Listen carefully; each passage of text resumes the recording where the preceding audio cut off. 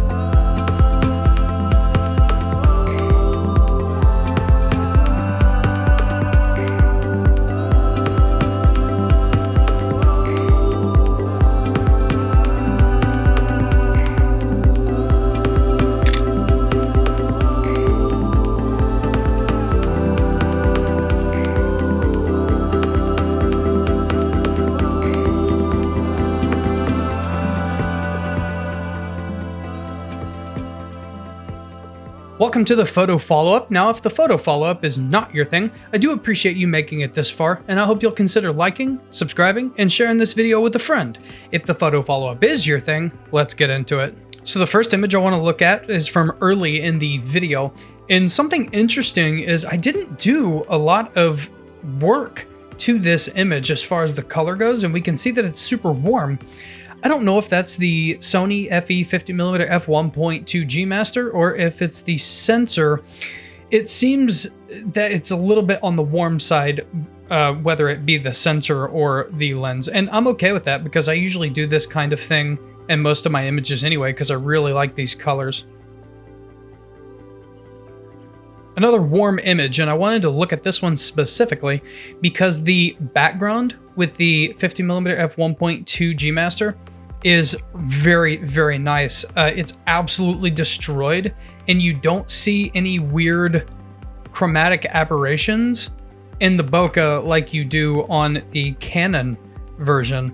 I want to get in real close here to see if we see any fringing. There is some purple fringing, but that's okay. You can't hardly see it whenever you're not zoomed in at 200%. So let's not pixel peep and let's just take this as a nice, beautiful background, warm, fall looking image. Again, this one here, just absolutely demolished background. This kind of looks like a 0.95 aperture.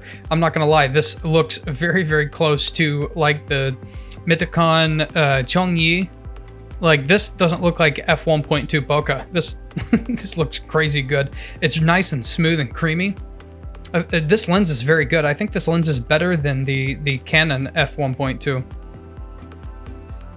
Let's check this one out because we have kind of the best of a bunch of worlds. We have a nice, beautiful bokeh, and we can see that it cat eyes out to the corner. So in case you're curious about that, you can see how it's circular right in the center, and it cat eyes out to the edge. I don't care about that, but you might.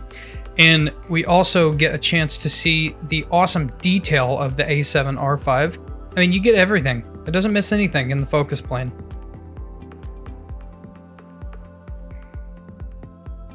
Real quick, just to see the detail again. This is kind of an ugly color picture. It didn't work that great as a black and white in the original edit, and so now that it's been edited and I change it to black and white, it's not too bad. That might be a good tactic for the future. Save it to a TIFF and then go back and just make it a black and white and do some adjustments. Cool. Let's take that opportunity to see what we can do with this.